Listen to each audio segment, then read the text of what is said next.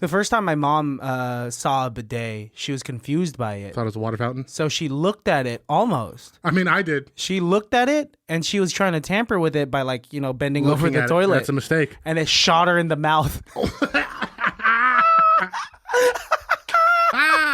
Why was her mouth open? What the fuck is Because this I think thing? her default face setting is mouth open. It can't be that bad, oh, it can't be that bad, oh, it can't be that bad, oh, it can't be that bad, oh, it can't be that bad. Speaking of balloons. What about that balloons? Chinese balloon?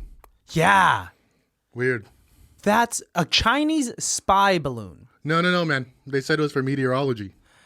Do you believe it? I don't know. It's I also don't believe it could have gone from Alaska all the way to South Carolina without anybody noticing. I just think it's a weird apparatus to have used if it were to be a spy. I think it actually makes a lot of sense. Why? When technology goes high tech, you beat it by going low tech, right? That's Hiding in plain sight is what they're trying to do. yeah. When facial recognition is the norm, wearing a mask and a fake mustache is going to be the best disguise, right? I get that.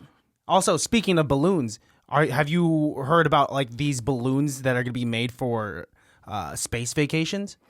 Yeah, I keep seeing a news thing about it. I don't know. They've been talking about that for a while since that dude Bumgarner went up there. Mm-hmm. They're like, balloons are going to make the trip. But, I mean, clearly the level that balloons travel at isn't as safe as we thought it was. I mean, there's going to be a lot of troubleshooting. Right now, what they're predicting is that like one specific company, I believe called Space Perspective, they're going to try to shoot for... I know a lot about this, actually. Dude, I just watched... so on Netflix, there's this series called The Future Of. Oh, and Melissa's watching it right now. Right now, and like the episode was on space vacations. And so there's a CEO of this company called Space Perspective, and they're aiming to like get the first people out there in the year of 2024, just next year, for the low price. And I do say this like almost truthfully. $1 million? $125,000 per seat.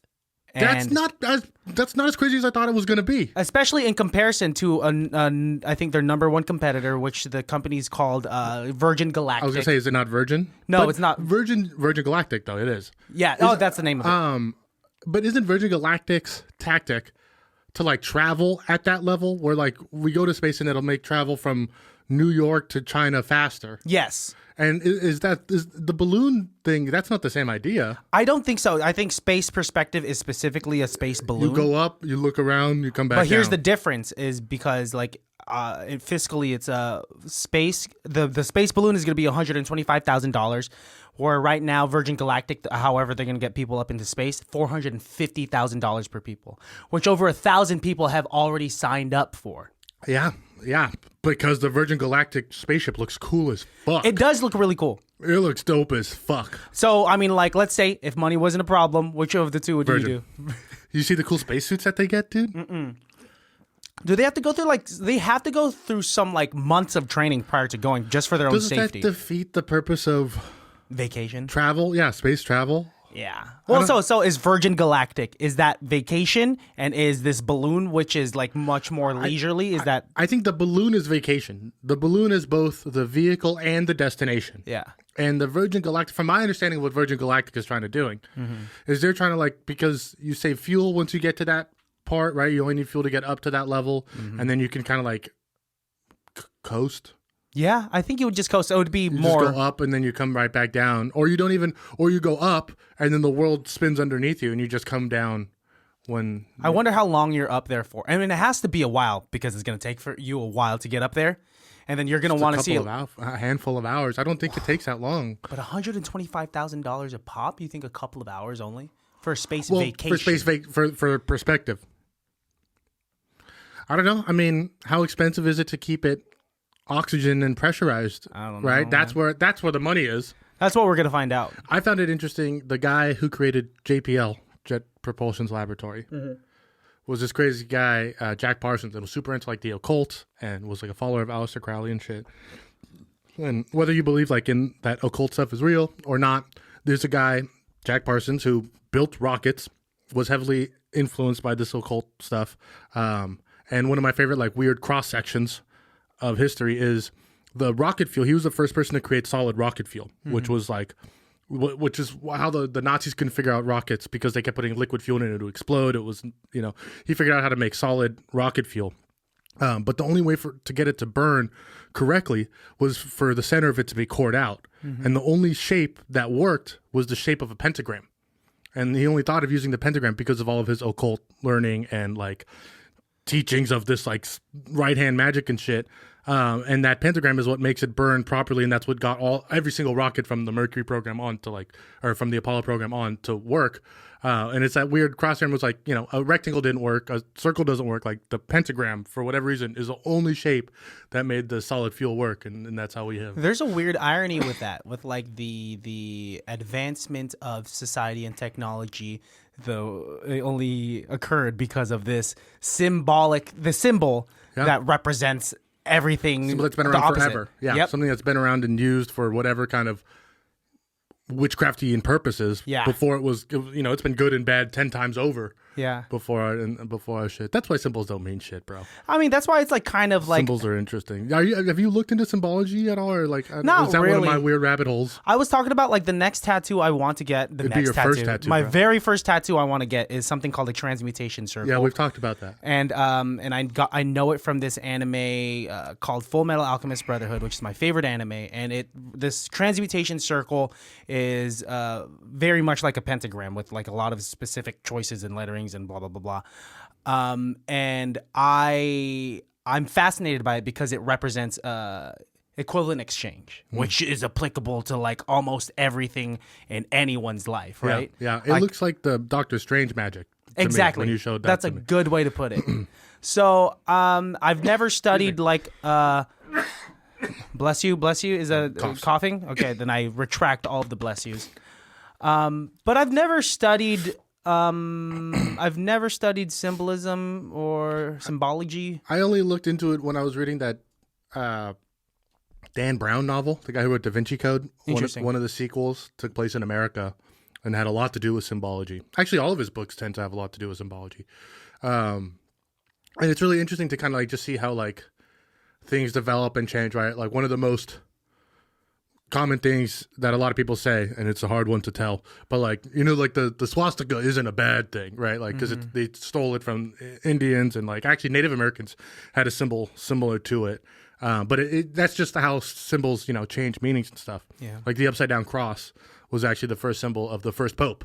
Yeah. You know what I mean? So it's like things change and develop, and like that's why the pentagram has been good and bad a million times over. But simply, it's all interesting. If it's so bad, why do we have 50 of them on our American flag? Yeah. Why did the guy who designed Washington, D.C. purposely put it in the shape of a pentagram, It kind of sucks, that the coolest looking symbols just mean something bad. Because but that's why I like them. That's why I'm cool with it, bro. That's why I'm all about it. I mean, it's just like the pentagram is just like, that's a lot of symmetry going on. It's too beautiful. It's, everything just fits. And it's just like, also, like, it means this. And Baphomet's head fits perfectly in it. And then they're just like, okay. All right, that's shit, man. Yeah, I mean, it's also a symbol, a shape, right? That just mathematically, of course, humans can get, right? Why do you think we're... Sorry, go ahead. I was just going to say, like, just think about how, like, 1 point, 2 points makes a line, 3 points makes a triangle, 4 points makes us, right? If we just keep adding points, eventually we figure out the shapes. It's not that hard to figure out. I mean, it's something that has enthused us ever since we were children, right? We were so fascinated by shapes, putting like a square peg into a square hole, putting we're fascinated by things just fitting just right. Sure. And I mean I think that adds to our fascination with symmetry. But isn't that nature kind of, right? Like the whole golden ratio, we love to see that. Yeah. The golden ratio, and that's why like logos that like kind of fit into it are the ones that last forever. And that's why you'll often hear me like when I'm complimenting like a friend or someone that we know, rather than just saying... You do say you look very symmetrical. Very symmetrical. You say that all the time. And this is why I say it. It's because... you're into bodybuilding and shapeage, and you're like, oh, it's got to be even on both sides. That's what I think. Am I close? No, not at all. Damn it. It's this whole convoluted thing of like, now that I'm older and I'm trying to interact with humans better without offending them. Like, if I were to call a girl like pretty... that the connotation behind the word pretty sounds like, oh my God, like you're hitting on me. Like, oh my God, like doesn't he like engage? As opposed to say like, no, you look very symmetrical. Sure. Is this kind of like very, Oh, interesting. Like scientific platonic observation of the other person, and I leave it at that, and it's a way to compliment them. Yeah, I still tell people they're pretty, and like I don't know. I that's interesting that you use that one as an example though, because I could see how that mistaken thing. But I don't know. I mean, if somebody's pretty, because what if you meet like the fucking Hunchback of Notre Dame, bro? He's a great guy. You can't say he's symmetrical. You are so asymmetrical. You need surgery. No, is I'm what French. I'd say. He's like, what do you mean? is that your French accent? What do you mean? That's better. Yeah. That is a lot better. I mean, come on, dude. We're never good at accents. No, that's we're getting bogged down. I just, yeah, I don't know. I think. I don't know. I'll still call someone pretty, but like it depends on our comfort level. If it's like a friend, and if it's like especially like a female friend that Melissa's comfortable with me calling pretty, like, oh my gosh, you look so pretty. The way I'll deliver it is not like I'm like, hey. Yeah, of course. It's all in the intention in the delivery. Because if I did it like in, grab by the lapel, you're so fucking pretty. That's a way different thing. Yeah. Right? So like, of course, yes, it's all in the intention and the delivery. Of course. Would it be flirtatious if I were to use the word symmetrical or symmetry and said it in a certain way? I don't know if it's flirtatious. I've been out of the game now for a couple of years. Same. A lot longer, but you have. But to me, if I'm using my rules of the game brain, sure, that's more of a conversation starter. Because it's more like, well, what do you mean symmetrical? Oh, I see. Do you mean my boobs are the same size? Like, because I can also at that point, I could see it going the other way too. Right? Oh, you're very symmetrical. Like, what are you talking about? My tits? Like, what the fuck are you talking about? So yeah, would the girl be offended by that? I mean, no matter what you say. Or she says, like actually, one's bigger than the other. Yeah, I have the surgery tomorrow to get this fixed. Yeah. Thank you very much. Do you want to see and feel? The drinks. Oh, that's upset. I'm just trying to figure out how to talk to people, right? Because it gets me in trouble. I think you're putting, I don't know about that, but I think you're putting too much thought into it, because I've seen you interact with strangers. You seem to do just fine. Oh yeah, in the moment, but then like on my way home, I'll tend to like just think about like my interactions and be like, why did you touch my thigh? Well, dude, because Melissa has talked to me in the past saying like, I know you don't mean anything by it, and I know that you're just really friendly. Yeah. But the way that you come off. Yeah. But we've always said that to you. I know. Me and Otis used to say that to you. But then when I was younger, when I would actually try to flirt. Not that I liked it. No, the perfect example of that is, and I'm only bringing this up because I've been watching a lot of The Office, is when the episode with Date Mike, where when they first bring Michael Scott into the restaurant, and she's like, oh, this is Pam's friend, blah, blah, blah. And he's like doing really well. And she's like laughing at his jokes. It's because he doesn't know. He's not like trying. And then when he goes outside and puts the hat on and unbuttons his shirt and becomes Date Mike, he's fucking everything up because he's trying too hard. I see. You know what I mean? And I've always found the best headway I've ever made with strangers and girls in particular, if it's in a bar or, a meet cute or whatever weird thing, is like you kind of have to steer into the skid a little bit. Yeah. I mean, there's something pheromonal. Let's say with you and I. Feral. I think the word you're looking for is feral. No, I mean feral. For sure. Well, talking about us being men, for sure. We're just kind of out there, just going, need to reproduce. No, pheromonal in the sense Pheromonal. Pheromonal. In the sense that once you are off the market, once someone of the opposite sex notices like, oh, like there's a confidence we give off when there's nothing to gain because we're in a relationship already. I disagree. I'm getting the same amount of attention from women that I got before I started dating Karen and after I'm starting dating Karen. And is that a good amount of attention from women? It's none. None? It's none. Dude, when we were single, you were getting a lot of looks. When I was trying, we're not talking about this. Hello, baddies. Hi, welcome. Welcome to another episode of ICBTB's Highly Irrelevant. That's Christian. And that's Alejandro. Welcome, baddies. Yeah, how come you don't want to talk about that? You don't want to talk about about how much game you had walking into a party with a full white outfit because you came from Cheesecake Factory. Yes. Well, I mean, it's funny that you bring that up because that definitely would have been a time where I was very uncomfortable because I hated wearing the all whites. I know everybody is like. Nice. Way to shoehorn your political beliefs in there. But like, I don't know. That brings me back to a time when I was working all the time and I was like, oh, I'm off at 11. I'm going to go see my friends and stuff. And it's like, I don't know. I definitely didn't feel confident dressed like that. I felt like a fucking painter or an ice cream man. For an example, back in like 2013, Juliet had thrown me a surprise party for both me and her dad at her place in Benicia. Yep. And I remember you were there, and you had just come from like a cheesecake shift, and you were dressed in all white. Yep. And it looked like you're confident. I mean, but that's, you're always confident meeting strangers. Yeah. And once I get to a party and have a drink, have a drink in hand, not even drunk. And also, you're probably warmed up from socializing, from being a server that entire evening. And I remember that, and like you'll say you had no game or girls gave you no attention, but there were girls from Six Flags, because I was working at Six Flags at the time, girls and gay guys checking you out the entire party. That probably didn't talk to you, but no, they definitely didn't. Because I also remember leaving pretty early at that party.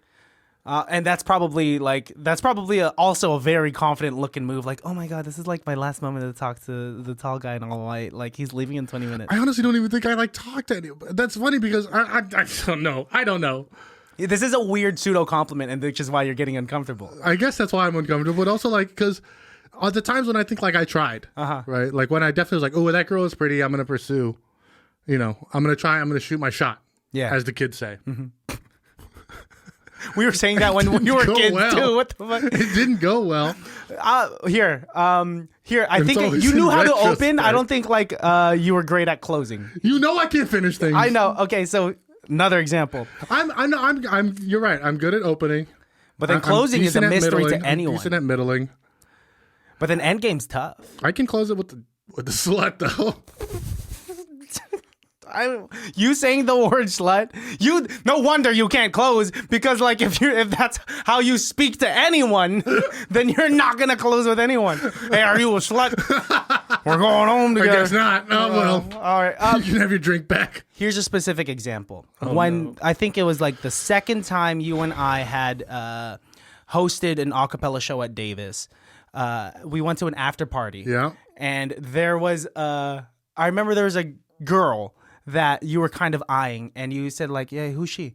And I said, oh, I think she lives here. Like she lives here with some other members from her a cappella group. And you're like, okay, I'm gonna go talk to her. And I remember seeing from a distance, you leaning up against the cupboard and kind of talking to her, especially because you're taller. And like she was trying to get a cup, and you were just like, yes, I remember this. And I don't remember, if you could jog my memory a little bit. Do you remember what you said? So I think I asked you who she was after I talked to her. Oh. Because I was talking to her and she was looking for a cup or something, and I was like, oh, it's in this cupboard right here. Just guessing. Yeah. And it was. And she was like, that's fucking smooth. She's like, how'd you know? She's like, how do you know that? And I was like, oh, well, this is my house. And she was like, oh, this is your house? And I was like, yeah. Clearly faking it, right? Like not being super serious about it, right? Kind of being playful about it. And then she was like, oh, she like laughed and whatever. That was the connection, or that was the. And then I went over to you and was like, hey, like, who is so-and-so over there? And you're like, oh, she's one of the girls who lives here. And I was like, oh, that's fucking hilarious, because I just told her that I live here. And you're like, oh, no way. And like, but that's the thing though, is like, clearly that didn't go well, because I ended that night coming home with you and Mel. Yeah. Also, I mean, it was a big party, like, because if you had made a point to like just. And also, I remember that part. I remember it getting weird with that girl in particular when we were all in a different room and like other people were all smoking and shit. Like, did you do? What did you? No, fuck it up? I didn't even get to like. I didn't even get a chance to talk to her. Whatever. Like the vibes changed or whatever. When like it just wasn't right. You've seen. It's just funny that you bring that up, because you saw it from a distance and from a different point of view, and it wasn't at all smooth. I didn't. This feel is it. Well, from that Clearly first interaction was smooth, right? And again, opening great. Great opening, but like the middle of the movie was a drag, and like just be an opener, bro. Anyways, here's Christian. The only reason why I bring it up is because since I've been in a relationship for so long, and the only reason why I'm in a relationship is because Melissa made the first move, and I was living vicariously through you to see how the sausage was made. And you're just like, oh, that's how you do it. I'll show you a complete sausage. The best that you've ever seen me do is when we walked into that club in Davis. In Sacramento. That's the best you've ever seen me do. That's when I used Rick and Morty and my eyes to get a girl. That was if we've talked about this podcast before, it was like over 2 years ago, and I kind of want to no. First of all, the event was over maybe 5 years ago now. So yeah, we went to this like 18 and up club called Mangoes in Sacramento, and It was 18 and up. yeah, yeah, and well, when we got in, What happened to all the stuff I brought in to talk about on today's episode? when we got into this club, like it was cool. Like you hung out with me and my some of my friends from Sacramento, and at one point you were just like you started dancing with the girl, and like she was following you around to the bar. And I remember this is how I knew the girl really liked you, because you told me afterwards that her friend, like it was like a gay guy that walked up to her When we were leaving. mid conversation, and he said, Oh, no, when we were dancing. yeah, and he was like, are you sure? And she was like, yeah, and then she went home with us. Yep. Yeah, went Well, she got in the car to go home with us. which is, first of all, this is weird because I think Again, I can't close. it was my car. I think maybe I was driving. Yeah. I was driving, and then it was we were like, who the fuck is this random girl? Who's this random girl? Well, and then we got to the place and we stayed in the car. We were making out or whatever, and then she got all mad at me and left. Well, and then can you break down why she got mad at you? I think I said bitch, or I said it, I wasn't calling her a bitch, but she took it as me calling her a bitch. I was drunk late years ago, Yeah. but it's not like I slapped her or something, or was like, like suck my dick or die. It's not like, it wasn't like that at all. But you were still in the pocket as you were showing her Rick and Morty videos. I mean, it didn't hurt it. That's not where I fucked it up. I can imagine you like drunk. It was flirting. new still at that time. Rick and Morty was still fairly new. Yeah. I think it was maybe second season. Yeah. I don't think I was even living here yet. I think I just visiting. I think you had just come back. Or I think your collarbone had just healed. I was just gonna say yes, that's right. Because I remember taking the sling off and putting it in the back. Yeah. Wow. Okay. So yeah. Oh yeah. 5-6 years ago now. It's just funny to just think about like you not really giving a fuck about like if the girl likes you or not. You're just like, oh man, that just reminds me of that Rick and Morty episode. You watch Rick and Morty? Anyways, my iPad's around here somewhere. All right, hey, just stay here. And she's just like, okay. Because I was staying the night at your place and I brought my stuff with me. Yeah. And so I think I was like, stay here. And I went and got my iPad from the trunk and was like, check it out. You want to watch an episode? Dude, and I know I'm not, especially at the time and before that, I'm not great with women, but I know that whipping out Rick and Morty is probably not my move. Hey, but it didn't fail. It didn't fail. You got some action until you had to call her an Uber Now home. it's starting to turn sleazy. I don't know. I just like, you know what? Both one of my coolest and uncoolest nights in the same night. Were you super smooth with Karen? No.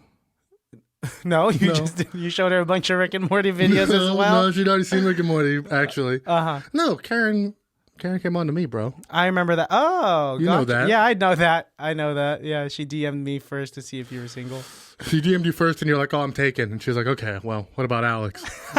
No, she didn't DM. Is that what it was? Is that what you're telling me? Yeah, you were second choice too. Second banana. Wally's second banana. Oh man, yeah, I have a Manilan banana. I think those are just bananas. Smaller bananas. But let's talk about this new Tushy that you got. I got a Brazilian butt lift. What? No, I'm just kidding. I got Nice. the Tushy. New Yeah, Tushy. Karen ordered a Tushy. She won't admit it, but she ordered it, I think, for me. Why wouldn't she admit it? What do you mean? Well, because she's like, it's for the house, it's for both of us and stuff. But I think she knows she knows what kind of stuff I'm spewing out. Oh, you got a dirty ass She or sees something? what I'm scooping in. She can only imagine what's scooping out, bro. So she got it more so for you than for. She still uses wet wipes. We don't know. That's bad for your plumbing. I mean, it says on the Doesn't mean it's container good for it. 1 per flush. You got to talk to the people at the water treatment plants. They hate those things. I believe that. But anyways, this Tushy has changed my life. Okay, how so? Break it down. So it's just the whole cleaning factor that we've spoken about a lot. Mm-hmm. Here's my problem with it. I feel like I'm using more toilet paper now Because it's super wet. because I'm using one to dry off and one to wipe. And like I haven't quite figured. Sometimes like my balls are always really wet still. You should have a Sometimes when I pull my underwear up, like there's like a wet spot, and then like, that doesn't feel good. towel specifically just for drying. Well, and that's what I told Ken. Is like maybe now we don't need to buy toilet paper. We can. Oh God. Just have a butt towel. And a reusable toilet paper. Reusable toilet paper? Well, a a towel. reusable wipe. Okay, that's good. Just don't put it next to like where the face towel is. That's That's the trick. She pops out with pink You eye. have to grab the right towel. Oh, your bathroom's just gonna be a test of intellect. Saw bathroom. Welcome to the game. But yes, I am now firmly on the water and toilet paper tribe now. You could test how hard it goes. Yeah, you can control. It's got a little knob. Okay, and the a direction. Little bit of angular direction. Well, how do you know? We got the base model. We didn't get the. Well, how do you know, F-150. like, how, if it's aiming in the right direction? Is there, like, a camera where it spews water? We got the base model. Did you not hear me say that? But still. No, you can feel it, bro. You know, I mean. Oh, so you're moving it as it's spewing. Yeah. Okay. Yeah, I mean, I move myself. You know, I'll do the lean forward and, like, you know, make sure I get it right. And are you, so let me ask you, as a man who uses tabos and hoses and I've water retired bottles, the tabo. because you got the hoses on your toilets. Because I'm just using wipes now. Oh, you don't use the hose at all? No, I'm still scared of using that hose. I mean, I'll try it one of these days. yeah. But it seems like, I don't know, it looks like it's used to water plants and not my butt. You got a heavy duty hose. You got to put a picture up on it for the people, because that is like a greenhouse hose. And it's golden. It looks a little too fancy to be here. Like, it's just the most confusing thing. I think maybe like Middle Easterns lived here before you, It's because they also use tabo sort of deals. Oh, really? Yeah. Huh. I don't know what it is. Well, okay. So with your Tushy, do you leave it in a setting that is so, like, I imagine it being like this. For our Peloton that we have, like, you could adjust the seat and, like, where the handles are and how far back the seat goes. And I always have to readjust it when Melissa uses it because hers is way shorter. Different body, yeah. And a of different course. body. So do you have to go in there and readjust it? No, it stays in one spot. Like I said, the angle is the only moving part, and it moves very little. Mm-hmm. As far as like the pressure and stuff, so you turn it all the way off, and then you turn it up, and as the pressure goes on, Yeah. you know. It's, The first time my mom saw a bidet, she was confused by it. thought it was a water fountain. So she looked at it almost. I mean, I did. She looked at it and she was trying to tamper with it by, like, you know, bending over the toilet. That's a mistake. And it shot her in the mouth. Why was that not open? Guys, What the fuck is because this I think thing? her default face setting is mouth open. I think she's breathing through her mouth. That's not. I didn't mean to slight your mom like that, but no. That's the. Sorry. Dude, she was telling us this while we were at a sushi buffet. And we were like, what? You're spraying water in your mouth as she says it. You're like, what? That's disgusting. Dude, and of course it would happen to only my mom. Have you been to the places where like the bidet is a whole different seat? Like it's like there's the toilet. You where shit in the sit, toilet and then you go and sit on a bidet. It's a whole different apparatus. It's like a washing station. Yeah, you've never seen that? No. That's the first time I was introduced to a bidet sort of thing. Supposedly in Japan, It's just shit in the hole. there's a hole in the floor in public restrooms. And most public restrooms have a bidet installed into it already. So Japan might be the place to be. I mean, they also have toilets with 5,000 buttons on them too. So That seems like it'd be confusing, but they heater, are cooler, water, air. they are the culture that created Transformers, so baby they can powder, figure it out. perfume. Perfume up your butt and then baby powder up your butt. What? Do you still use baby Dry it powder? off. Sometimes if I know I'm gonna have a real sweaty day, Maybe you should use baby powder to dry off your wet butt after you use the tissue. but then it's too wet. Now I'm getting clumps.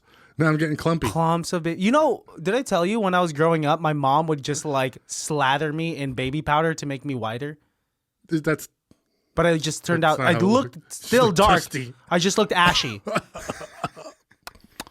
I looked so dry. you look like a ghost from a 1950s movie. I looked like someone's dry elbow. If anything, a ghost from 1950. Ebenezer.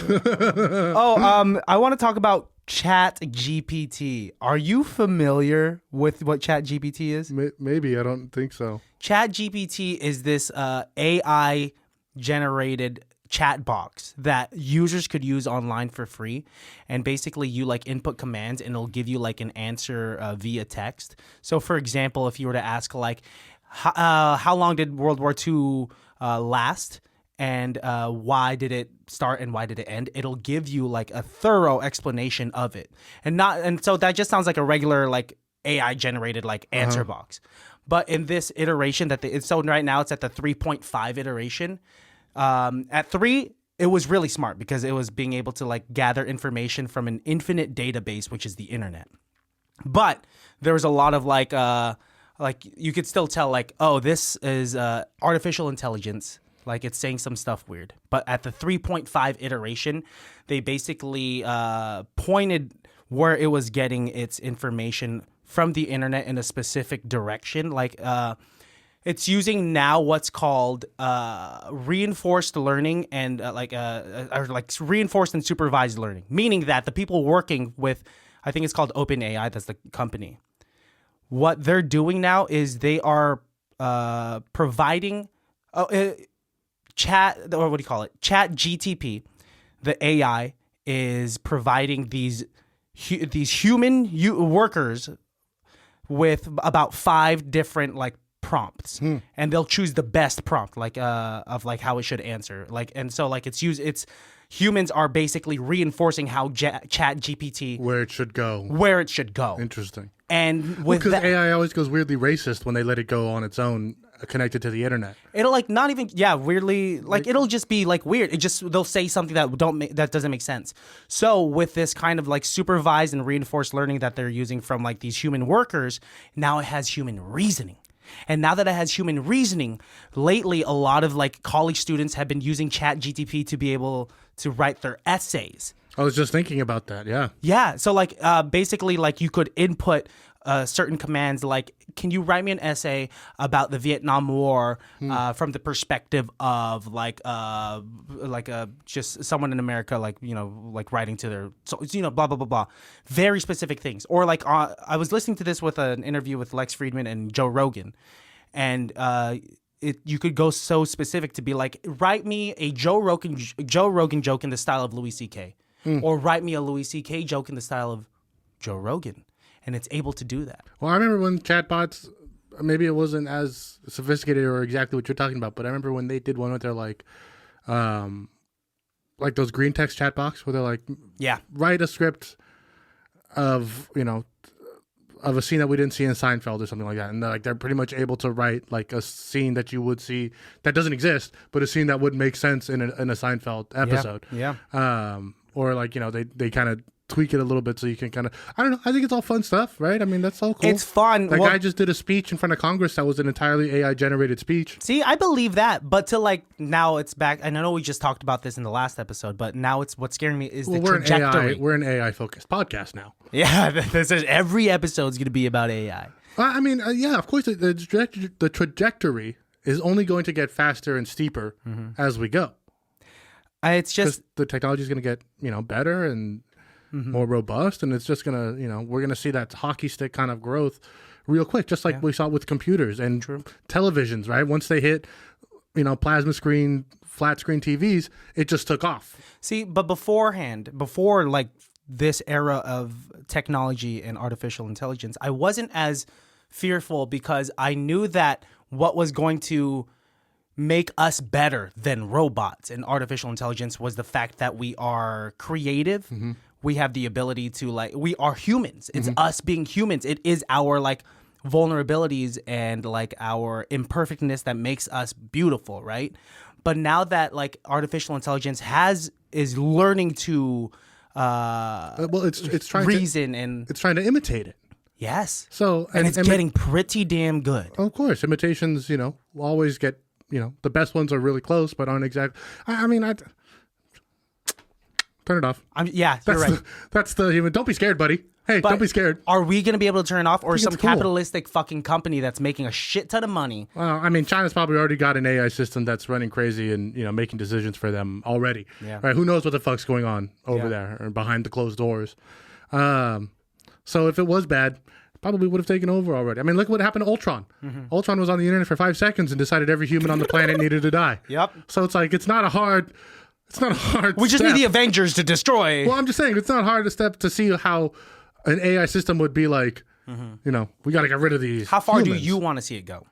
As far as it can go. I don't give a shit. Make an AI system that runs make a Butler, make a Jarvis. I'm not as fearful of the technology or as apprehensive or paranoid, frankly, of what these things could be, because from what I've learned and what I've read, this exact paranoia and these exact phrases and stuff is the exact same things that we said when we first built, computers, period, when we first got, radios or the printing press or television. Like, we're always so fearful of where it's going to lead and what's going to happen, what's going to be next. We're going to have chips in our head. When cell phones came out, immediately everybody's like, well, in 20 years, we're going to have chips embedded in our hands and in our heads. And we always think it's so much more dangerous and dark than it actually is. Every technology has the potential to be a world-ending technology. Yeah. But it almost never ends up to be. Unfortunately, it ends up being in like a kid's toy. If a technology really is that powerful, they end up nerfing it and putting it in a kid's toy so we think it's a joke, i.e. drones or any kind of remote control device or, video game processors, chips in the computers. Like, those were all things that were invented for, battle and war and shit. And then as soon as they figured out how viable and dangerous it was, like, well, we'll make it dumb and silly. Yeah. Which is why, yes, I am fearful and slightly paranoid, but what makes me feel better that they were talking about is that these big companies are also they're aware of the dire consequences of how far it can go. Yeah, of course. So they're working on a restriction system, because what's stopping like some crazy guy from typing in how do I get away with murder? Yeah. How can I hide a body? People do type that in. Yeah, in fact, that guy who just got arrested had But that was all through Google. But imagine if he typed that in through this AI ChatGPT, right? Where it's getting the best with human reasoning. It's getting the best. It's not just pulling from like fucking Wikipedia or some dumbass article. You still, yeah. He's still going to jail. He still did the murder. That's crazy. I also, if you're Googling or asking AI, how do I hide a body? Maybe you shouldn't be doing the murder in the first place. Dude, apparently he was doing it for hours. You know which guy I'm talking about? Yeah. And I just heard about it. 10 best ways to hide a body and shit like that. He said dumpy fat fuck. You got to watch the video of them reading the searches in the court. Like, because there's a video of like just of him as they're reading it down, and it gets dumber and dumber and dumber as the searches go. Dude, it's like insane. Like, it's like so obvious. It's like, is it better to transport a body whole or in pieces? Is it better to wash crime scene clothes or burn them? Mm-hmm. He put crime scene clothes. It's like, this guy's a fucking moron. He's not even using like the dark web to like. No, he didn't even use incognito. No, not incognito. Like at least. Or DuckDuckGo. He's just like Firefox. That's how Casey Anthony got out of it. She used Firefox instead of. Because no one's on Firefox. Go to what was it? Bing. Bing. The next time you're looking up how to hide a body, use Bing, because ain't nobody's But again, on that. if you have to look up how to hide a body, you shouldn't be doing it in the first place. That should just kind of come natural. Yeah. Oh, your instincts? You should just kind of know where to hide a body. And if you don't know, don't do a murder. If you haven't seen Dahmer by now, who yeah, easily got away with this bullshit. So many movies and books. Yeah. You don't need a Google. Or just turn yourself in. Just don't kill anyone. Yes. Both. Don't do that. Both are good. Both are good. Both are good. Save the taxpayers' money. Yeah. Oh, man. Yeah. Well, if you were going to murder somebody, how would you do it?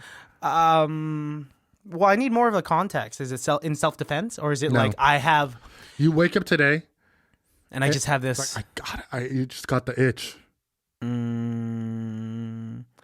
Probably... I watched a lot of Breaking Bad. In Breaking Bad, they found this plant that could kill you. Or no, not kill you. Fuck, dude. I would just go 2 states over. Make it as random as possible. You know what I mean? Well, no. If we're talking about like the specific way, I would it would be like poison. Poison. Because I can't stand gore. I can't stand gore unless it's from like video games. I can't stand gore.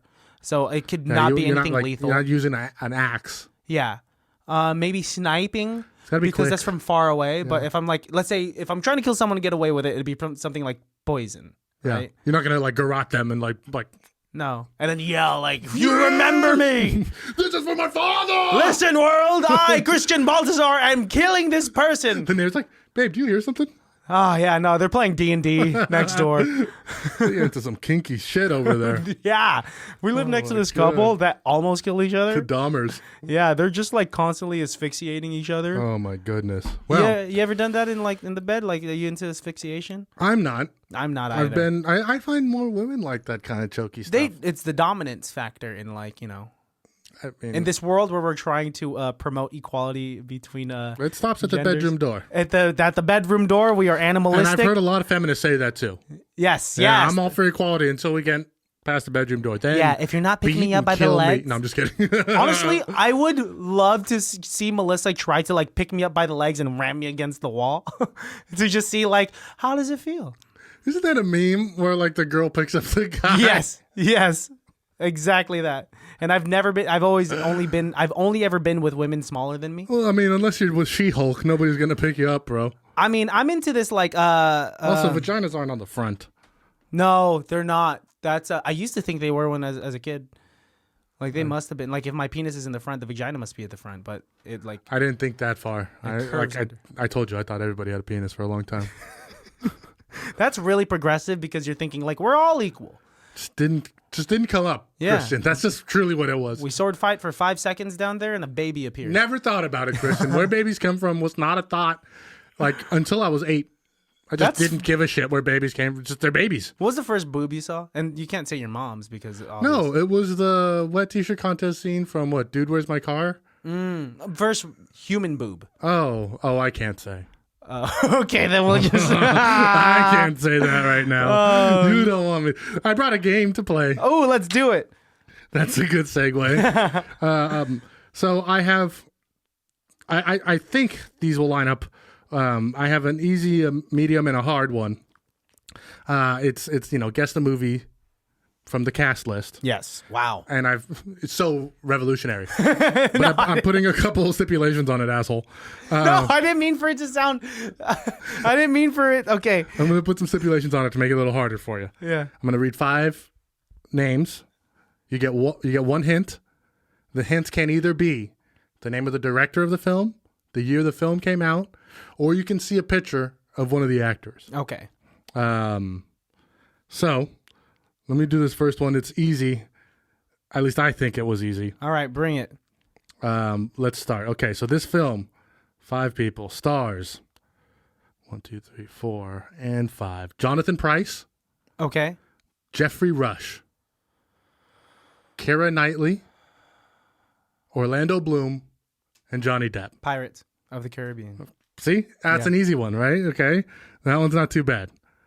Now let's get a little bit harder, a little bit spicier for Right. you. I knew you'd be good at this. I almost think you might be too good at this because you do have a good knack of like memorizing Faces and casts names, yeah. and movies and stuff. But okay, so I'm gonna try and throw you for a loop on this one. Okay, Okay. J.K. Simmons, Bruce Campbell, Bryce Dallas Howard. Spider-Man 3. I knew you'd be too fucking good at Well, because this. she's Gwen, yeah, and like Gwen's isn't introduced until the third one, right? She is. I thought the fucking. I like that you're not thought going I'd with give it like away. the main characters first. No, I got to build up because then I feel like the main characters give it away. Yeah. Right away. Okay, this one is a tough one. Okay, so this movie is starring Joan Cusack, Paul Rudd, Ezra Miller, Emma Watson, and Logan Lerman. Can I see a picture of Logan Lerman? You may see a picture of Logan Lerman. This is a picture from right around the perfect timing of Logan Lerman. Oh, I do know him. Joan Cusack, Emma Correct. Watson, Ezra Miller, Ezra Miller. Paul Rudd, Logan Lerman. For an added, Dylan McDermott is also in it. Beauty and the Beast live action. Incorrect. Perks of Being a Wallflower. Fuck, that's where Ezra Miller was the gay best friend. Yes. Shit. Good. Well, 2 out of 3 is not bad at all. 2 out of 3 is not bad at all. You want to do the other ones that I have? Perks. I didn't remember Joan Cusack from Perks. What's up? You want to do another round real quick? Yeah, let's do another round. This one's easy, but I'm gonna try and trick you a little bit because this one is so easy. I'm gonna not pick the superstars. Yeah. Okay, I'm gonna pick some of the other ones. Okay, this movie's got Jesse Eisenberg, Okay. J.K. Simmons again, Jared Leto, Ben Affleck, and Amber Heard. Oh, that's Batman v Superman. Close. It's Justice League. Justice League. Okay. Because is Jesse Eisenberg in Batman v Superman? I think he's in. No, Well, Yes, no, yeah, he is. Yeah, he's the Okay. he's the one who puts Batman against Superman. Yeah, Okay. he is. Oh, man, you're really good Wow. at this. I'm actually kind of pissed. No, this is fun. Okay, this one is actually the movie that I came up with this idea for. Wait, first of all, you're mad that I'm succeeding slightly? I at am. this? I was actually hoping this was going to be a little... no, that you're succeeding so easily. Right? I thought this was going to be a little bit... All right, okay, ready? Okay. I'm just going to... Actually, I'm going to read 6 names and save the top 3 for, in case you can't figure it out. Okay. Okay? So we have Luke Wilson, Jerry O'Connell, Liev Schreiber, Jamie Kennedy, Jada Pickett Smith, Timothy Oliphant, Sarah Michelle Gellar. And I guess I only saved 2. Malibu's Most Wanted. Or no, Kangaroo Jack. And the 2 that I hid, Courtney Cox, David Arquette, Scream. Scream 2. Ah, It's a fun one. I forgot Jamie Kennedy's in Scream. I didn't know Jada Pinkett was in Scream too. I didn't either. Holy shit. All right, last hard one. Jerry O'Connell is in Kangaroo Jack. Am I tripping? You're 100% right. Okay. Okay, this one is a hard one. I think you're gonna. If we're playing horseshoes, you're gonna be close no matter what. All right, let's do it. Okay. This is a tough one. This one has everybody in it, so I'm just gonna. You pick a number. 7. 7 people. All right. 1, 2, 3, 4, 5, 6, 7. All right. We got Jessica Biel, Abigail Breslin, Katherine Heigl, Josh Duhamel, Hilary Swank, Robert De Niro, Michelle Pfeiffer, and Zac Efron. What movie has these 7 actors? Bad Grandpa? I don't know. Would you like a hint? Because that is incorrect. Give me the what year did it come out? 2011. 2011. Is it one of those? You can't give me any other hints, dude. I don't know. Is it one of is it? Yep. Come on. It's not Valentine. It's like one of those days. One of those. I should have asked for the fucking director. It's either Valentine's Day or there's too many heavy hitters in there. It's a New Year's Eve. Yes. Really? Yes. Nice. I see, and I knew you'd get as soon as you list all of these people in one movie, it's got to be like, oh well, it's only Mother's Day, Valentine's Day, New. It's always. If I'd asked for the director instead, I think Gary Marshall. Gary Marshall film. Dude, that was really fun. Thank you for bringing that to the table. Lately, I've been feeling like because when I go to work or when I hang out with friends other than you, people are just like, I don't know movies like you. I get, yeah. I'm so bad at this. I don't want to play this game. Yeah. I'm like, okay, whatever. I'm just like, fine. We won't play Johnny Depp's films from 1996 to 1998. yeah, you fucking uncultured You swine. noob. Yeah, you noob. You would get pwned anyway. Oh man. Yeah, because I tried playing that game that me, you, and Otis play from what's that podcast? Oh, from Doug Loves Movies? From Doug Loves Movies. With the movie titles? Yeah, it's like Nicolas Cage movies. So yeah. I had some coworkers that are just like Oh, well, you go back and forth trying to name the films. yeah. So if I were to say The Yeah, Rock, and yeah. you would go Ghost Rider. The Rock is in Ghost Rider? Sorry, what's the Nicolas Cage's movie The Rock? The Rock. Oh, okay. Yes. I thought you were changing. I know that genre. was a bad movie title to just throw in. The Rock as Ghost Rider. I'd watch it. He would have to have the heaviest, sturdiest Harley to be Well, able now to. Ghost Rider has a car, and he's Mexican. Oh, the second iteration of I Ghost think Rider. that's the 4th. 4th? Yeah. Wow. Because Nick Cage played 2, Mm-hmm. because there was the cowboy before him. Then there was Danny Ketch, who had the cool motorcycle, futuristic motorcycle. Now there's this Mexican dude who's got a Charger or an Impala or something. Eventually, all superheroes will be pass minorities. it off to yeah, exactly. Miles Morales. That's fine. I mean, I don't give a shit. I also think maybe we just make new heroes. Yeah. We don't need to make James Bond black. We could just make a black super spy. Yeah, I think I'm waiting for the Because next... they're also all fictional, so it really doesn't matter. I'm waiting for the next thing that's going to compete against Marvel and DC, since Marvel and DC is in a weird you thing. mentioned this before. I don't know if this was part of the episode, but we're seeing the end. Oh, I guess it was downstairs. We're kind of seeing the end of superhero films, right? It was kind of it ran the market for a solid 20 years, and I had been telling people for a while, these superhero films are our generation's westerns, Yeah. right? Except westerns lasted for quite a bit longer. But everybody's in it. It's the money maker. It's what sells. It's what the big production companies are making.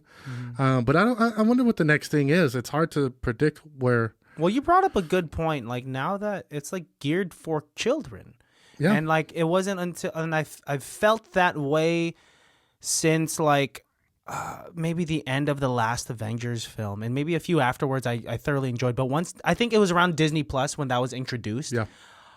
The release of anything Marvel was so frequent that it removed any excitement. Sure. Right?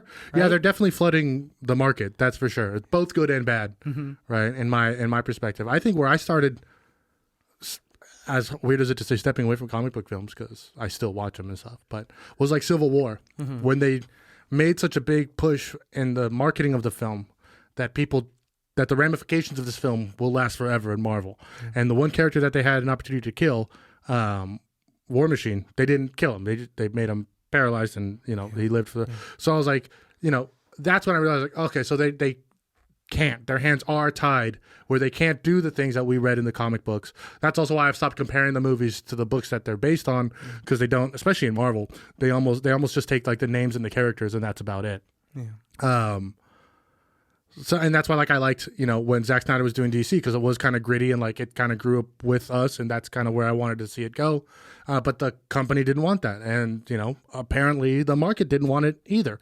There's a small niche market that wants comic books to grow up with us, wants Power Rangers to grow up with us, wants Pokemon to grow up with us. But the truth of the matter is, these markets aren't for us, and we're aging ourselves out of it, and we're demanding it to grow up with us, and it can't. Yeah, it's. And you brought up a good point with saying, like, Zack Snyder's Justice League did a great job because it was gritty. And you brought up another good point by saying they didn't kill War Machine, even though they kill him off in the comics. Geared toward kids, and right? they should have just done it, right? I mean, if you're selling a movie as like these repercussions are, so deep, and then Endgame comes. And the repercussions are, Infinity War comes, the repercussions are long lasting. Yes. And it only lasts for a movie, which was great. I'm glad that we were able to get that. Yes. But let's say one of the highest viewed episodes of television was the introduction of Negan in The Walking Dead. Oh, and that is one of the highest viewed episodes on television. Oh, no wonder he kind of took over the show. Because Steven Yeun, the guy that played Glenn, the Asian dude, he died. He was in that show for maybe, 5-6 seasons. Yeah. And he had already escaped death once. And at that point, we were like, oh, man, of course they wouldn't kill him off. Nobody dies. Yeah, nobody dies. Well, I guess people do die in that show, but not like this. Not that big of a character. And not like this. Not where like it's just like, oh, he's not going to, like... I have this theory where, like, if you don't see someone die in, like, a popular TV show... They're still alive. They're still alive. No body, no murder. The company is saving that character just in case to bring that person back. And look how, and because we've been conditioned for that. Yes. Yeah, whether it's Star Wars or Marvel or, almost any kind, Jurassic Park, right? We think the T-Rex is dead, but then who comes back and saves the day? The T-Rex. Yeah. So. No body, no death, right? No body, no murder. No. It's. I like to thank you for correcting me. I'll just be walking around saying the wrong thing. No body, no death. People are like, actually, you can't have death without a body. Another day. Another day. I mean, he's not wrong. He's not wrong. It is another day. We don't know if he has a job. Sir, what do you want for Starbucks? Yeah, I mean, I do. I have a tough time because I love comic books and I love superheroes and I love what comic books did for me as a kid and stuff like that. But I don't think my nephew's ever going to have that kind of connection with comic book. Even though I buy them for him and he reads them and he likes them, the way comic books are and comic book lore is treated now is way different. I mean, when I read comic books, it wasn't cool. It was a special thing now. Yeah. It was a special thing back in the day. And now it is, I mean, their affinity toward it is these blockbuster movies. Yeah. But your affinity toward it was your imagination filling in the gaps that comic books could not, that these characters on a page could not. Yeah. These are the books. This is the things that I'm reading. This is my connection with it here. And they have the same connection with the films and shit like that. But like even, Star Wars, I think, is one of an even better example of like, look at how many old fucking men are still watching, screaming and kicking up their feet because it's not for them anymore, and they're just upset that it's not for them anymore. It's just, It's Also, in general, like the whole market for movies and television is just so excessive, and it is there's so much of it that back in the day, like it was a little more special having to wait for the episode to come out next. Well, do you think it could be like that's the marketing wing of Disney? That's like, we need to keep it going. We need to make costumes every year. We need big blockbusters every year. Because if it was, not as put out there, right? Yeah. But they came out with the same amount of stuff like comic books did, and you kind of have to search out for it and look for it. You know what I mean? If you want Guardians of the Galaxy, you kind of got to look for it and you got to go to that. You got to go to. You got to search for it. There's a little bit of a reward now of getting it, right? Yeah. Instead of it just always being there at all times. It's shoved in your face. You could go to Target to get a Black Panther mask whenever you want, as opposed to like when you're looking for a specific issue, you got to go over to Concord to Flying Colors, and then you have to Cape and Cowl in Oakland if you're lucky, and be like, hey, do you have this specific issue? And there is something beautiful about that grind. As opposed to right now, I mean, it's the whole conversation of like, oh, I want to stay home and I want to watch Ant-Man watch all from Disney Plus. Yeah, watch every single Iron Man movie in a row. As opposed to the beauty of going to a Blockbuster and being like, hey, I would like to rent this Grandma's Boy. To Grandma's Boy. I would love to rent Grandma's Boy. Them. Or like the OG Hellboy. I would like to, stuff like that. I mean, let's think about like when the first X-Men movie came out, right? Mm-hmm. It was kind of cool. Everybody went to go see it because it was, there was kind of a sense of like, there may never be another comic book movie again. Mm-hmm. You know what I mean? Yeah. Even though it was good and fun and for kids or whatever, whatever we've said in the past, there was kind of an air of being like, they don't do this very often. Yes. With convenience, we're losing charm, We're losing with the convenience of, like yesterday, for example, it took me 30 minutes to just find a fucking movie or TV show to play while I'm eating food. I mean, if I don't have something, that's why I end up watching The Office. Or, or Karen puts on Gilmore Girls, something that we know and, You trust it. Boom, right just there. put it on. It's easy. I'm not really paying attention to it anyway. But then, dude, my food was cold by the time I finally settled on About Time with Rachel McAdams and that dude from Black Mirror. And then I've watched 10 minutes of it because I had finished my cold wrap at that point. Movie's not even good. I really liked the first 20 minutes of it. Well, so let me just like. You can experience it. Yeah. I mean, it sucks that your food was cold, but. Yeah. But I liked it, dude. I'm probably going to watch it tonight with Melissa anyway. But I mean, yes, basically like the charm is gone of like when you were to go to Blockbuster and rent a movie that you had seen from a preview at the movie theater, or from like, or poster, you've only seen the poster of a film, or you ask the guy, hey, what should I get? Exactly. Or, when you would like rent a VHS, you'd put it in and what built in was like 5 previews for upcoming movies or movies that Definitely just dropped on Disney VHS. Exactly. Actually, every VHS always had commercials. Yeah. So like, those were the best. So to this day, Night at the Roxbury is probably one of my most played VHS tapes ever. Yes. That I've memorized what the previews were going to be. Sure. And one of them was Varsity Blues with Don't Want Your Life. Yeah, exactly. And it had the big boy from Remember the Titans. Yep. It had James Van Der Beek. Yeah, James Van Der Beek.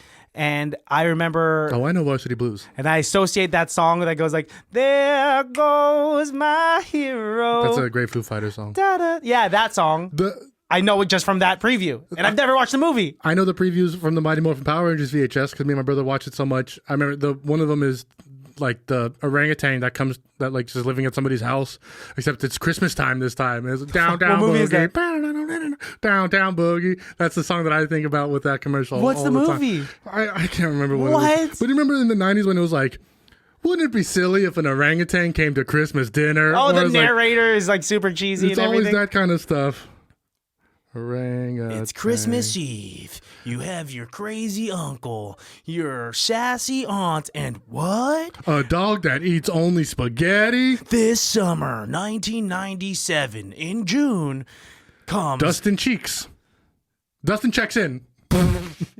You're looking up the porn parody of this orangutan Christmas film. Yeah, Dustin checks in, not to get confused with Every Which Way But Loose, the Clint Eastwood film where he's a cop and his partner's a monkey.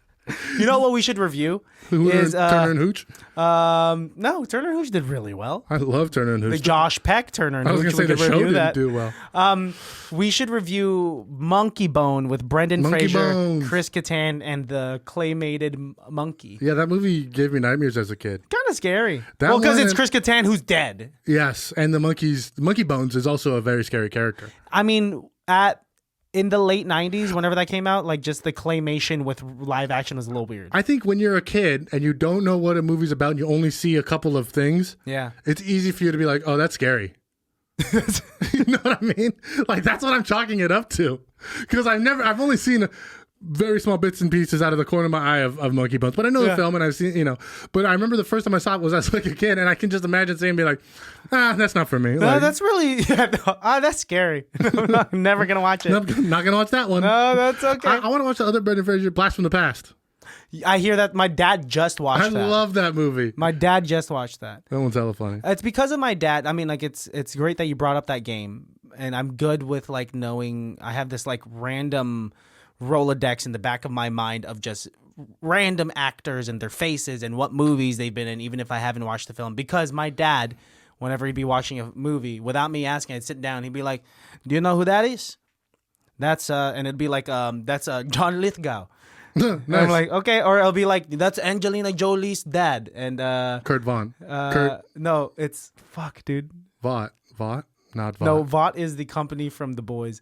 Everybody's just Michael Voight, Michael Voight. right? Michael? Angelina Michael? Jolie's dad is the old guy from National Treasure. Yeah, and Mission Impossible. Yeah, John Voight. John Voight. John Voight's been in a bunch of things. So yeah, Michael Voight. John Voight. Or it's always like Yeah, and I think what got me interested in actors and cast was my brother would get weirdly like into one actor for like a month at a time, and then we would just watch like every Brendan Fraser film from Encino Man, Monkey Bones, Georgia, just for whatever, and then now we're watching Pauly Shore films. Now we're watching, it's a web. Son-in-law, yeah, and that's how I got into like looking into the cast and like look at all these other films that these people have done and in the same era and stuff. And I feel like I mean, that's why you and I bond, is because we know who like the actor is. And if we're like, it's someone's brother's mom's. we're also really good at like, even if we don't. First of all, we're really good at learning names of people very fast. Right? Like if we've seen them a couple of times and we take the effort to learn their names, we tend to remember their names. But even if we don't know names, we'll be like, oh, he was in this weird thing for like 10 seconds. And people are like, yeah, he was. And it's a weird game we're playing with ourselves that doesn't really matter anywhere else. It's just like, I know where he's from. We couldn't change the oil in our car, but we know who John Lithgow is. I know who John Lithgow is. I know who Dustin Hoffman is. It's just like... Well, that's an easy one. Yeah, Joan Cusack is John Cusack's sister. Or like, what did I tell you a few weeks ago? I said like, oh yeah, Sean Penn is, or Chris Penn. Chris Penn is, Sean Penn's brother. Yes, that blew my mind. I was pissed actually. It's like when I found out that Jimmy Buffett is related to Warren Buffett. Exactly. And now we have this, like I said, weird Web. Rolodex in our minds where it's useful for us and other movie buffs. But like when I'm watching a movie with Melissa in theaters, I'd be like, hey, I don't mean to bother you, but that person was in School of Rock. Well, don't start it that way. back. Just say, hey, that guy was in School of Rock. Yeah. Just like, oh, I guess. What if you said like, I don't mean to interrupt, but here's a quick little fun fact for you. Yeah. You've already taken up too much time. Yep, exactly. Or I'll tell them like something like The Last of Us. I'll be like, Bella Ramsey and Pedro Pascal, this isn't their first project together. They were both in Game of Thrones, but never had a scene together. What? Shit like that. Because she was a baby. Well, she was like the young lord, and he was like... I've been watching Last of Us. Good. Are you caught up? Yes, I am. Now we're just going to go out into the world and punch every mushroom we see and never order mushrooms on our pizza I again. like mushrooms. Dude, then I you're still gonna be, like mushrooms. You're going to be one of them clickers. You're going to go... No, you're not paying attention. They turned into that because they ate flour. Yeah, that was infected by the... Spores of a fungus. Boy, you got to play that video game. You've got to. Now I'm in a weird place where like, do I play and then know what's going to happen in the season, or do I watch the season and then play? No, you should play. I mean, you're not. It's a big, hefty game, so it's gonna take you a while to catch up to even catch up to where we're at. And now. when it does, just stop right there and then wait for the season to finish because it's really good. And right now it's going to come out on the next episode's going to come out on Friday, which is really weird. I mean, it's not going to interfere with the Super Bowl, my friend. Oh, that's why they're doing it. That's why. I didn't even think about that. They didn't want to compete with the Super Bowl. What are you doing? You're working on Sunday. I work on Sunday, so as a shift, we're gonna. If it's slow, we're probably gonna go watch the Super Bowl together. Yeah. I don't know what's gonna go on, but homeboy's putting a bet on the Eagles. It's smart money. Yep. I mean, I think they're the anticipated win for the Super Bowl. I mean, these are very evenly matched teams. All of their statistics throughout the entire season are almost identical.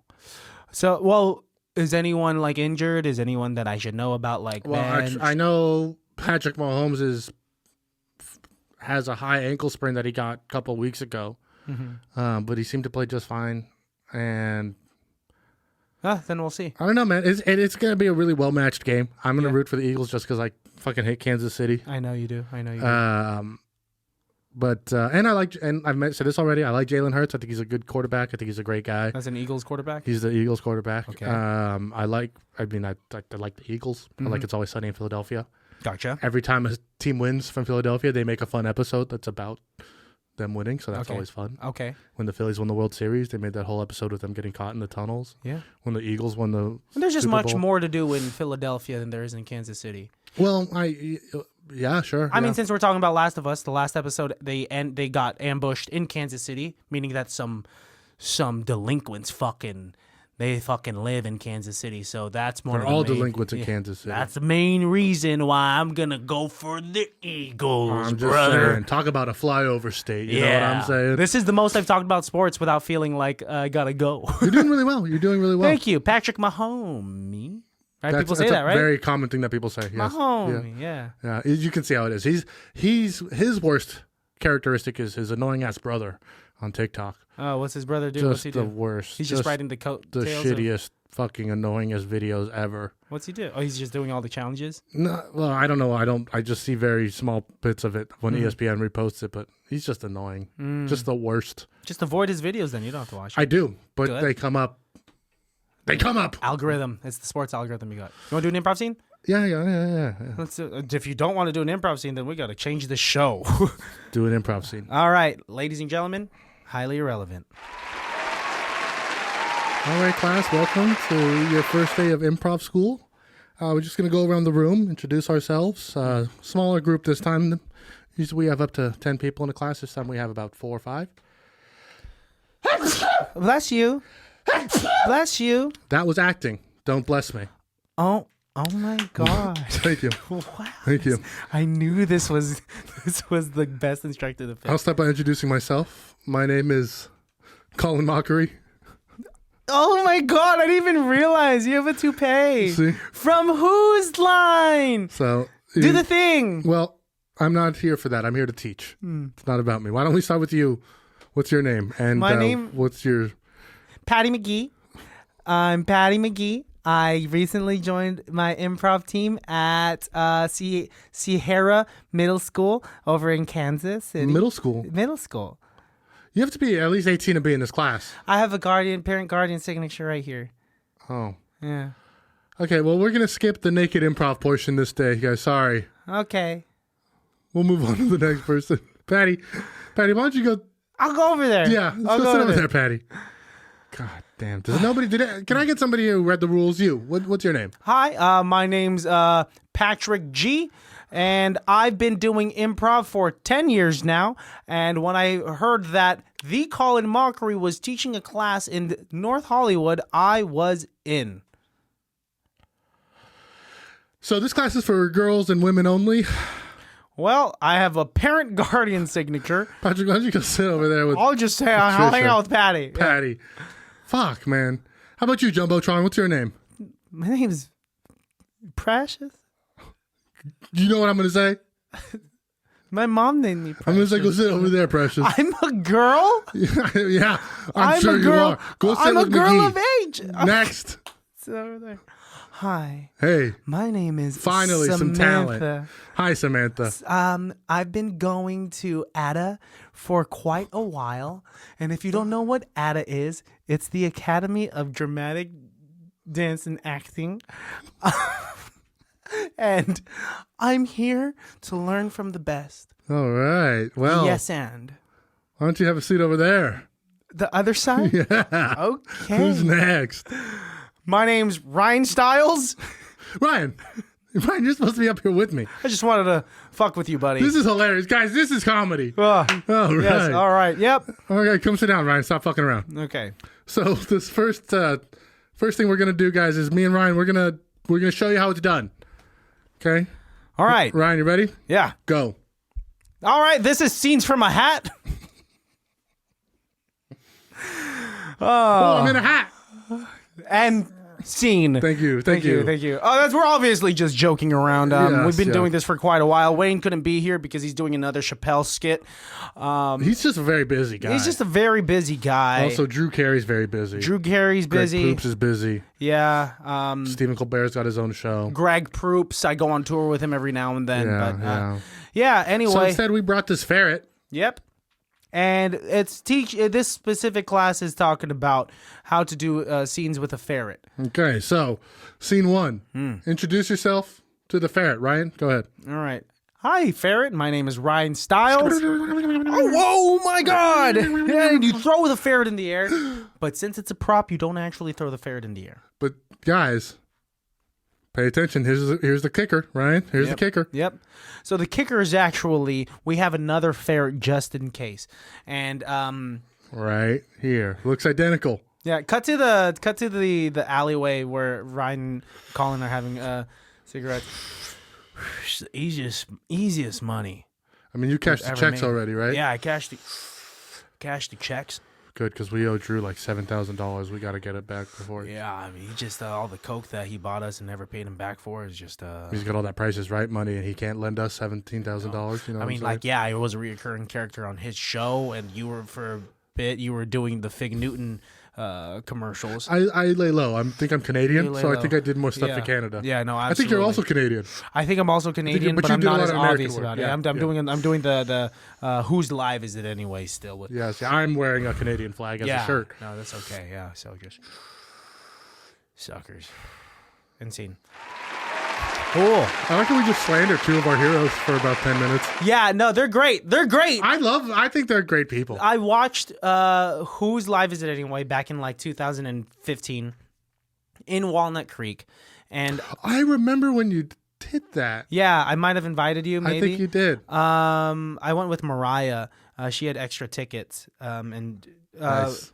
basically, I remember I was so embarrassed because Mariah doesn't give a fuck, but she was like, if we stand over here, this is where like Ryan and them are going to pop out and we could probably say hi. When these guys, they're on tour, they just want to get in their car and go the fuck home. for sure. They're tired. They don't want to talk with, and there's a group of us. And I'm like, I remember Ryan was nice enough to lower the window in the Escalade that they were all traveling in. Lower the window and at least wave to us, you know. But you Sure. can tell that these guys are tired and they don't want to have to Get me back to the Marriott. yeah, get me back to. They're probably staying somewhere nicer than that. Probably. I don't think so. No, you don't think so? No. I mean, they're making a good amount of ticket sales. Yeah, for sure. But they're also performing at the Lesher. You know what I want to audition for? Whose line is it, anyways? Wild and Out.